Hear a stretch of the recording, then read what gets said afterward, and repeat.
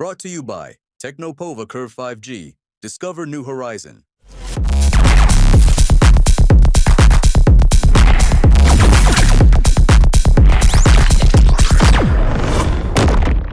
UP में एक बार फिर एक हाई प्रोफाइल सीट पर उपचुनाव की सरगर्मी तेज हो गई है। जून के महीने में पारा 45 डिग्री पर है, तो वहीं सियासी ताप 50 डिग्री से ज्यादा पहुंच गया है। पूर्वांचल की मऊ सदर सीट पर विधानसभा उपचुनाव इस बार सबसे दिलचस्प होने वाला है, क्योंकि इस सीट पर इतने ज्यादा राजनीतिक समीकरण वाली गुणागणित और सियासी उठापटक जारी है कि चुनाव घोषणा से पहले ही तस्वीर काफी रोचक हो चली है। सबसे पहले आपको मऊ सदर विधानसभा सीट का वोट गणित समझाते हैं। मऊ सदर सीट पर 356 जातियों के लोग रहते हैं। कुल वोटर्स की संख्या 4.42 लाख से ज्यादा है। कुल मतदाताओं की संख्या 1.60 लाख है। दलित वोटर्स करीब 85,000 की संख्या में है। क्षत्रिय वोटर्स की संख्या करीब 47,000 है। राजभर जाति के वोट करीब 44,000 हैं। चौहान बिरादरी के 42,000 वोटर्स हैं। यादव जाति के वोट करीब 31,000 हैं। ब्राह्मण वोटों की संख्या करीब 6,000 है। विश्वकर्मा, लोहार, धोबी, कुर्मी कुल 19,000 हैं। वोट गणित पर गौर करने के बाद ये बात साफ हो जाती है कि यहाँ से माफिया मुख्तार अंसारी और उसका परिवार अब तक अजय क्यों रहा।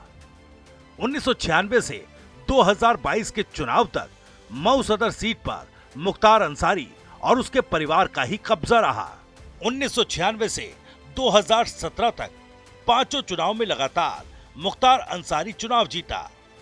उसके बाद 2022 के विधानसभा चुनाव में मुख्तार के बेटे अब्बास अंसारी ने एसबी-एसपी के टिकट पर जीत हासिल की थी।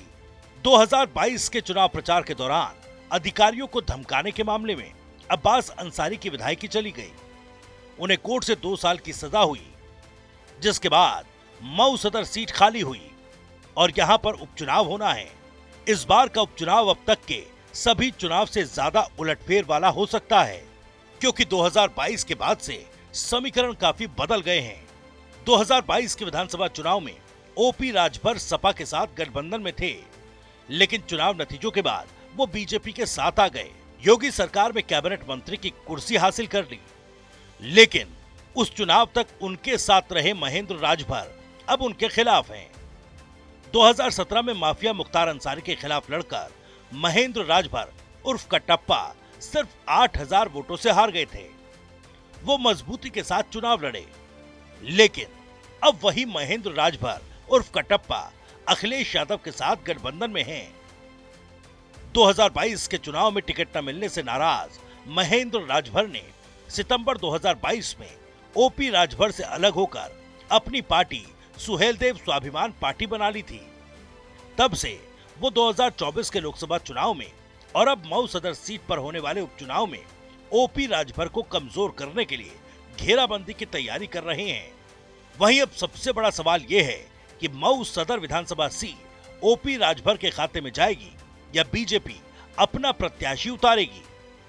ओपी राजभर अपनी पार्टी और अपनी बिरादरी के वोट बैंक की जगह से मऊ सदर सीट पर अपना दावा कर रहे हैं, लेकिन खबर है कि बीजेपी यहां से अपना प्रत्याशी उतार सकती है। वो प्रत्याशी बाहुबली ब्रजेश सिंह भी हो सकते हैं। यानी मऊ सदर सीट पर उपचुनाव की लड़ाई से पहले बीजेपी और ओपी राजभर के बीच मंथन वाली लड़ाई होनी है।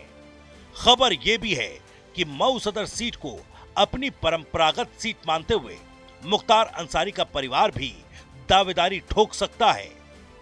मुख्तार अंसारी के छोटे बेटे उमर अंसारी या अफजाल अंसारी की बेटी नुसरत पर भी सपा दांव लगा सकती है, लेकिन सपा के टिकट में सबसे बड़ा पेंच महेंद्र राजभर उर्फ कटप्पा का फंस सकता है, क्योंकि वो यहां अपना प्रत्याशी उतारना चाहते हैं। मऊ सदर सीट पर दावेदारी ठोक रहे महेंद्र राजभर उर्फ कटप्पा का सबसे बड़ा मिशन है ओपी राजभर के प्रत्याशी को हराना। यानी वो अपनी जीत से ज्यादा इस बात पर मेहनत करेंगे कि एसबी-एसपी और बीजेपी गठबंधन का उम्मीदवार मऊ सदर सीट से जीत हासिल न कर पाए। वैसे तो मऊ सदर सीट का जातिगत गणित सपा के पक्ष में है, लेकिन रामपुर से लेकर आजमगढ़ तक पिछले कई उपचुनाव में बड़े फेरबदल हुए हैं। ऐसे में देखना दिलचस्प होगा कि सपा गठबंधन और बीजेपी गठबंधन के अलावा ओपी राजभर और महेंद्र राजभर एक दूसरे के खिलाफ कैसी मोर्चाबंदी करते हैं। वहीं अगर बाहुबली मुख्तार के परिवार से कोई उम्मीदवार आता है तो क्या बीजेपी भी बाहुबली ब्रजेश सिंह पर दांव लगाएगी? Brought to you by Technopova Curve 5G. Discover new horizon.